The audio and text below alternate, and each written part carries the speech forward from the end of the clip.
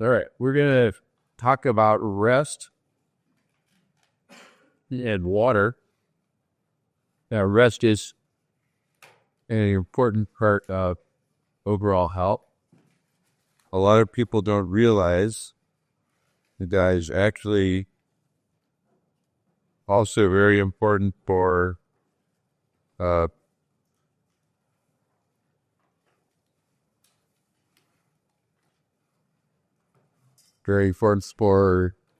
metabolic change. So what happens to your hormones if you end up sleep deprived? There's your cortisol. Let's just ask about cortisol. What happens to your cortisol level when sleep deprived? Oh, it goes up. Yeah. Yeah. So you're sleep deprived. Your cortisol level goes up. You get happier. Not usually. According to my wife, I get grumpier. So you get a little grumpier. Do you make better decisions? No. And in fact, there have been some studies done comparing sleep deprivation with alcohol intoxication. And by the time you've missed a night's sleep, you're just as impaired as if you were legally under the influence of alcohol. So, I'm not recommending that as an excuse to start drinking because no, actually not sleeping. This is not exactly true. But not getting enough sleep has significant implications for our health, for our well-being in many ways. So, we're going to talk about circadian rhythm and sleep cycles, and then we'll talk about some practical ways to try to make sure we get good quality sleep. So is everybody familiar with the concept of a circadian rhythm? It's from Latin, I believe, circa dia, around the day, your rhythm, if your body matches the day and night cycle in some ways. Now, in our modern world, we have lots of ways of wrecking that, like electric lights. We could be in here for 24 hours, and there would be nothing different as far as the daylight, right? We leave the lights on, it's all the same. We turn them off, it's dark. We don't know if it's day or night outside. That's not the way God designed us to live. Designed us to live in nature, way Adam and Eve in a garden, and he made the sun and the moon and the stars for science and for seasons and for days and to help to regulate the cycle of day and night. So ideally, we want to match our circadian rhythm with reality. And a lot of people get out of sync, and it creates problems when we get our circadian rhythms out of sync with nature. And we see this, the classic example is nurses working the night shift. Yeah. They don't live as long, they have more health problems, all sorts of bad stuff that happens because working the night shift. And then not only you working the night shift, but then what happens? You work the night shift 3 days a week. And then the other days, like, what are you going to do? You're going to try to live on the night shift. It's like, no matter what you do, it just doesn't work out right. But some people wreck their circadian rhythm, so they don't even have any good reason. It's just, well, they have late, watching TV, and so that, and then you sleep in early, and then their circadian rhythm gets so far out of phase. So, for example, if we have, if this is daytime, nighttime, right? When, wife, and you guys know some of this, how many hours of sleep is optimal? 8. That is It varies a little from person to person, but right around 8 hours, 7 to 9 hours. The vast majority of people, their ideal amount of sleep is going to be in between there. There are a few, rare cases of people where more or less than that is ideal, but for adults, around 7 to 8 hours, up to 9.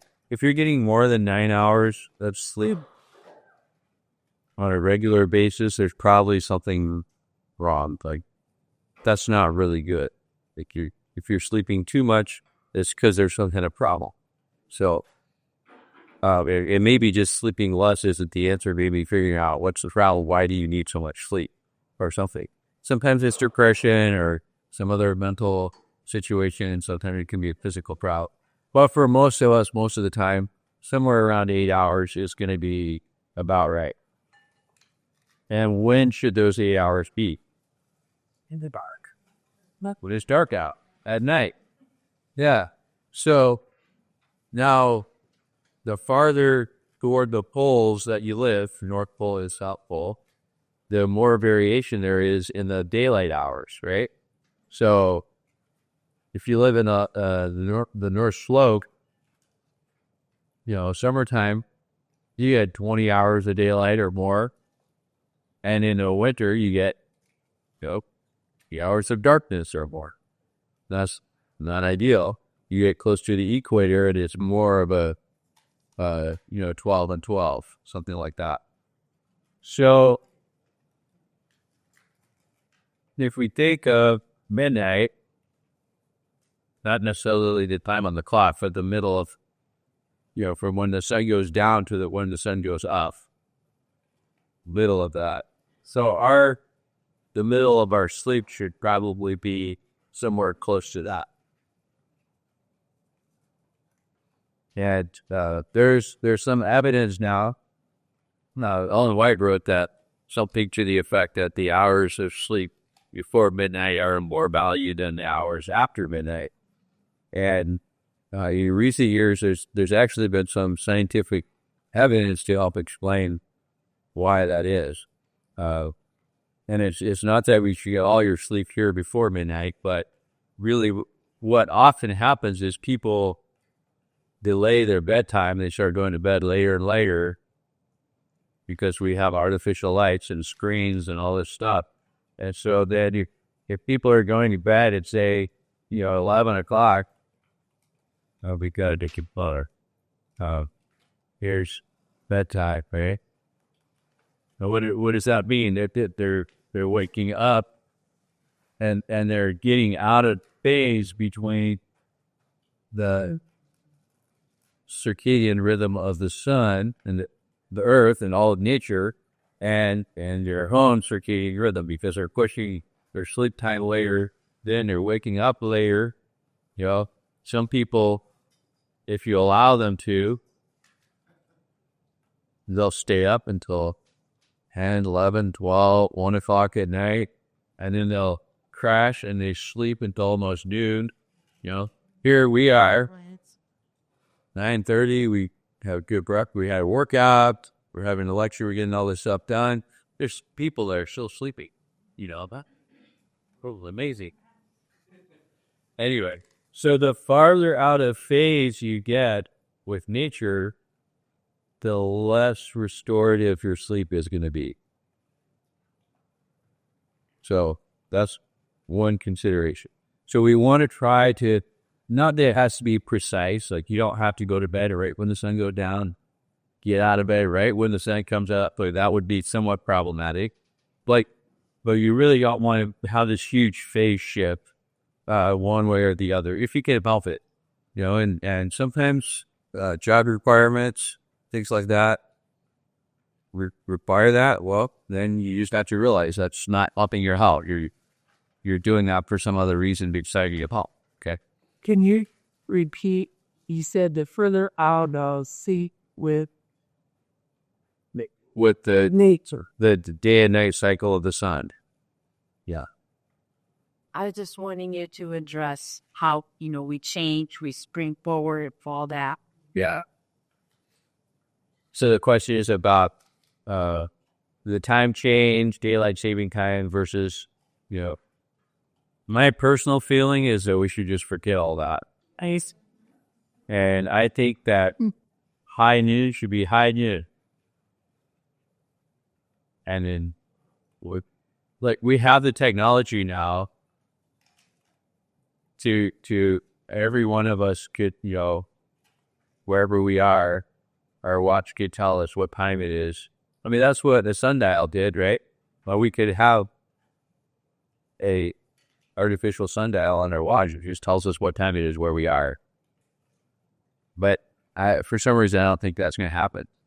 But so try to minimize your dependence upon the time change by thinking about how does your sleep cycle relate to the actual sun and light dark hours. And if you have to adjust because of work, I was here when it was still dark this morning because of work. But that's okay. I was in bed, had a reasonable up on lunch time. So, yeah. All right. Now, sleep cycles. Let's talk about that. So there's 5 stages of sleep. Typically, we call it 4 stages plus REM. Anybody know what REM sleep is? Rapid eye movement. Now, during the rapid eye movement that's usually the dream stage, and your eyes move, but the rest of your body is not supposed to move. You imagine if when you dreamed about something, if your body actually didn't move as you were dreaming about, that could be a problem. Yeah, so there's a little. It's like your brain doesn't. When you're dreaming, you don't always know you're dreaming. Sometimes you feel like this is real, like when you're in the dream itself. Sometimes, I don't know. Sometimes I feel like I can tell, hey, this is just a dream, or everything's to be okay. But then other times it's like, it just seemed really real. But there's a little switch where your brain actually disconnects from your body so that those movements that you're doing in your dream aren't happening in reality. But then sometimes there could be a little glitches with that switch where it doesn't get shut off. And then that's where people move in their sleep. I'm sure anybody's ever had a dog or something you see sometimes you can see them doing that in their sleep. They're chasing something right now. They're dreaming about rabbits or whatever. I don't know. The humans do that sometimes too. And then of course, sleepwalking is a thing too, where people actually get out to walk around and do all sorts of things, but they're not really awake. And that's kind of scary because it could be dangerous. I had one patient, she was trying to lose weight, and she had a hard time losing weight. And her husband finally figured out what was going on. She was getting up in the middle of the night and raiding the refrigerator, eating ice cream and all sorts of stuff, but she was asleep. She did not remember doing it. And it's who ate the ice cream? They couldn't figure, no, I didn't do it. I didn't, somebody sneaking in our house at night and eating ice cream? I don't know. But they finally figured out that she was actually sleepwalking. And we traced it down to side effect of one of the medications she was taking. So we changed that up. And sometimes people just have to put a lock on the refrigerator with a timer that it only unlocks when it's time for breakfast. That's rare circumstances. But sleep cycles, it turns out that early in the sleep time,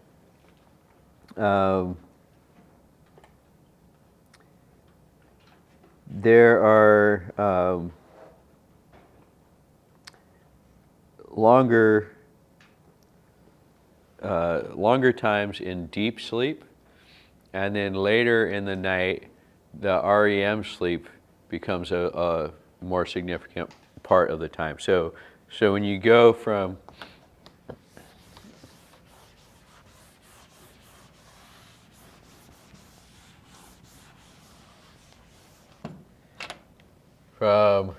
being awake to stage 1 stage 2, stage 3, stage 4, and then REM,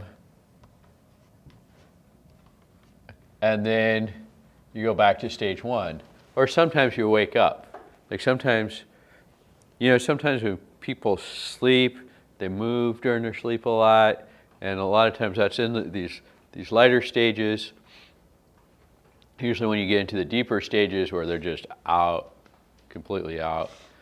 This is more restorative sleep, although it turns out all the stages are important. And so this is one of the problems with sleep apnea, which there's a little paragraph there on the next page. So sleep apnea is something that happens where when a person goes to sleep, there's different types of sleep apnea. So the most common is obstructive sleep apnea, which happens mostly in people that are overweight or that have some sort of anatomic problem with a narrow throat or enlarged tongue or something like that. But typically what happens is a person goes to sleep, they start snoring, and that's because the throat tends to relax and collapse in. And so the air kind of makes a little flapping noise through that soft tissue that's collapsed down. And that's the snoring sound that we hear. But sometimes if that obstruction is enough to stop the natural breathing, then the oxygen level drops, carbon dioxide level rises until whatever stage of sleep they're in. When that happens, they start to wake up. So you start going from the deeper stage back to the lighter stage of sleep. So it interrupts the sleep cycle. So this whole cycle of going from stage 1 to REM sleep typically will take about 90 minutes, sometimes up to 120 minutes. And it's important to actually go through that whole cycle. And ideally, you want to go through that whole cycle multiple times in a night. But if you have sleep apnea and you're getting here to stage 2 sleep and you have an apneic spell where you're not breathing for a minute or two, your body starts to wake up and you go back to a lighter stage of sleep and then you start breathing again. Most of the time people don't even remember that unless it's a severe apnea where sometimes people will wake up feeling like they're choking, like trying to catch their breath because they've had this apneic spell that lasted for a minute or 2 minutes or 3 minutes. And that's really bad for sleep overall because it interrupts every sleep cycle, and you get hypoxia of the brain or low oxygen that affects the brain. So it can cause headaches, high blood pressure, things like that, as well as daytime sleepiness. So if you have any of those sort of symptoms, it's important to get that checked out and treated as part of an overall plan for improving your health. So most people with obstructive sleep apnea, the main treatment for it is to lose weight. And you get down to a weight where the obstruction is removed and you can sleep without having apnea. So short of that, there are other treatments. So CPAP is basically a pressurized air, and it helps to keep the airway open so that the apneas don't happen, and sleep is much better. So that's a treatment. Another treatment is a big surgery they do where they take out the adenoids, the tonsils, the uvula, open up the back of the throat, take out the back part of the tongue, and put a screw in the back of the chin and a little sling to pull the tongue forward so it doesn't fall backwards. And often that's successful, but that's a brutal surgery. It's like it's a big surgery, but it works well for some people. And so for people that are thin and have obstructive sleep apnea, that's usually what I recommend, because like they usually have some sort of anatomic issue there that where things just didn't grow the right way. Any question about any of that so far? How many hours of deep sleep and how many hours of REM sleep? How many hours of deep sleep and REM sleep? Because there's some watches that tell you how much you're getting. Yeah, so I don't remember the exact numbers on that. But if you look at your overall sleep and you're in that 8-hour range and you're actually cycling through, then it's going to be good. So let me just look at mine real quick.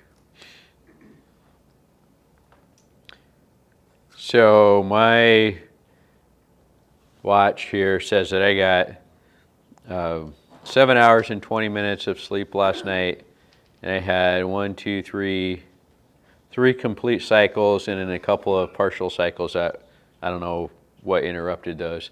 And I don't know how accurate that is either. I think it's kind of a ballpark idea, not as good as a sleep lab, but it's something. What kind of watch is that? This is a Garmin. Oh, it's called a Garmin watch? Yeah. Garmin is a company that makes... Right, I'm familiar with Garmin, I don't have any watch like that. Okay. But I think I Yeah, so there's a lot of fitness watches and activity trackers that will track your sleep. Fitbit and Apple Watch, and there's dozens of them available now. Garmin is it's a quality company and they make quality stuff. So I just have a preference for that. So it tells you a lot of different things on health? Yeah, so this particular one tracks heart rate and sleep. Steps, your steps. It tracks steps, and you can program it for a bunch of other stuff too. So. All right, so general sleep hygiene.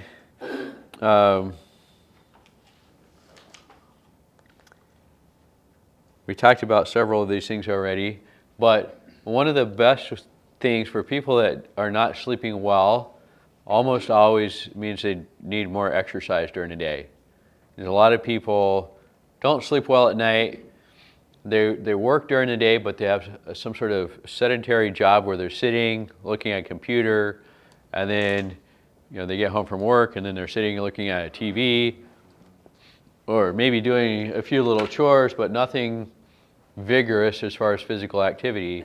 And so it turns out that the proverb that says the sleep of a laboring man is sweet is actually, that's really true.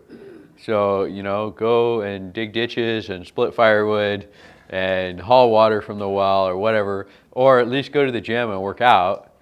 And when you have that more vigorous exercise, it actually makes you more physically tired and it makes your sleep better as well. So that's number one thing. Avoiding caffeine. Caffeine, there's all sorts of research now on caffeine, and of course a lot of the researchers are addicted to caffeine, so they kind of try to find something good about caffeine. And there are some benefits to caffeine, but there's also a lot of downsides to it. So I personally don't recommend any regular consumption of caffeine, especially if you have sleep problems, because caffeine will interfere with sleep by several different mechanisms. It affects production of melatonin. It affects several of the different centers of the brain that control sleep. And so it's best to just avoid caffeine completely, but certainly anytime after noon if you're planning to sleep at night. So avoiding caffeine is best. We talked about this before. Not eating before bedtime for several hours is ideal. 2 or 3 hours. More is better if you're trying to lose weight, but at least for several hours, because melatonin production, some of it's in the brain, but a lot of it's in the gut. And so if you are eating and your gut is doing something else and your melatonin production is decreased, and melatonin is part of what triggers our bodies to go to sleep. So some people will actually take melatonin supplement to help them sleep, and for a lot of people it does help temporarily. But ideally, the best way to get more melatonin is to change your lifestyle. So exercise, eat at the right time, don't intake caffeine, things like that. Then having a comfortable place to sleep is ideal, and it needs to be a place that's for sleeping. So many people now, they do all sorts of other things in bed besides sleep, like eat and watch TV and surf the internet. And, so if we want to optimize our sleep, now some people don't have any problem with going to sleep, and it doesn't matter. But if you have a problem with sleeping on a regular basis or being able to go to sleep, think about maybe having your bed be designated just for sleep and do all those other activities somewhere else. So that when you go to bed, your mind is already in the mindset, oh, this is my sleepy place. This is where I go to sleep. Okay?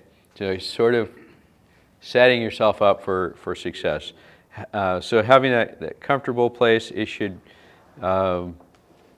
also be the right temperature. You want to avoid raising your body temperature, because in order to sleep and to go through these cycles properly, your body temperature has to go down. We think, oh, our body temperature is what it is, but it actually changes through the day as part of the circadian rhythm. And in order to sleep well, your body temperature needs to go down. So it's better to have the room be a little bit coolish, not cold, but not hot. And also physical exercise or taking a hot bath, something. And a lot of people ask about that. Oh, can I take a hot bath? Well, you can.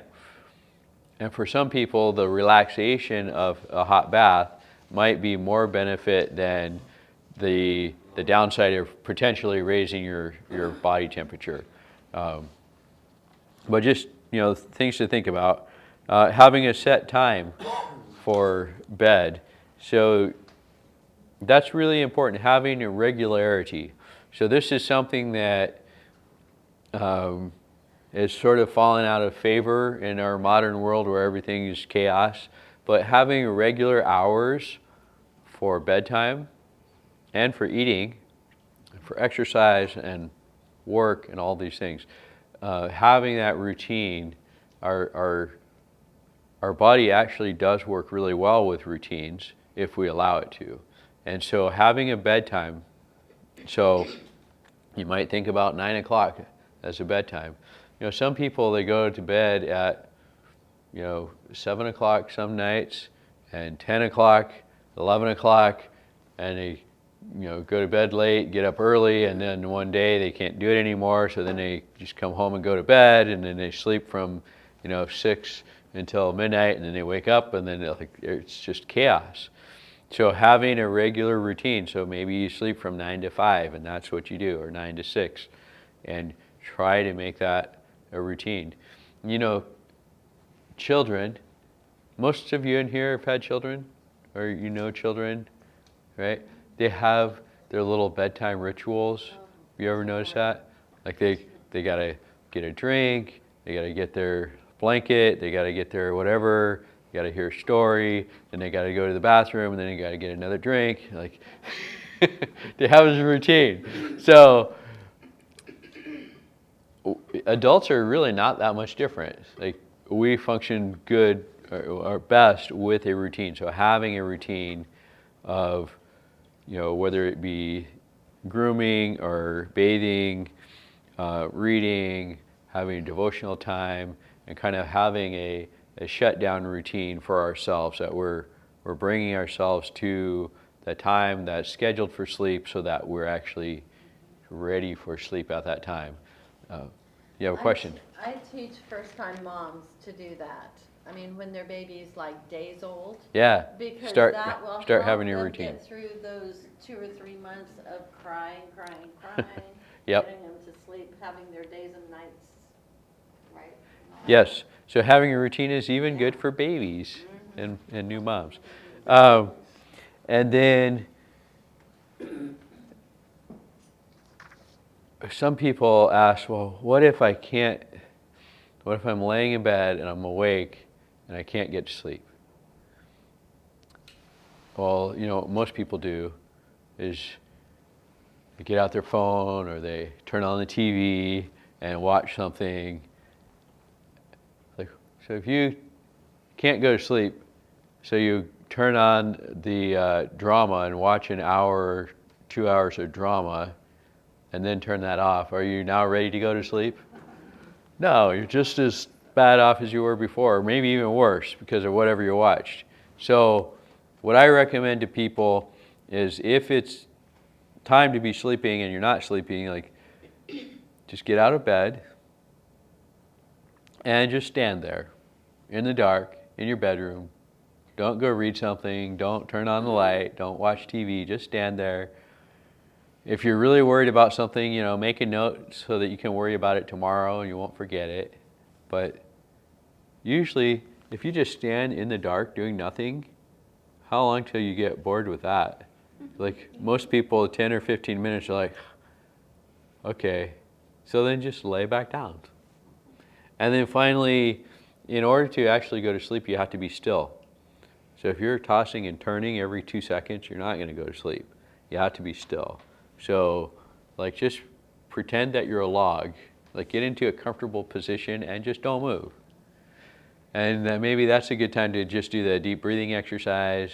Yeah. And one guaranteed way to go to sleep is to start praying. Yeah. And you'll fall right asleep, just like Peter, James, and John. All right, so that's all I have on sleep. Any questions about that? Water. And so it's actually been shown that people that drink more water find it easier to lose weight than people who don't get enough water. Because water helps to facilitate all the metabolic processes in our body, even though it's not usually like a critical part of the pathway, but somehow it makes everything work better. So make sure you get enough water. The simplest way is that your urine should be clear most of the time. And if it's not, then you're probably not drinking enough water. The only caveat to that is if you have congestive heart failure or some kind of kidney problem, then you should talk to your doctor about that. But in general, just most people don't drink enough water.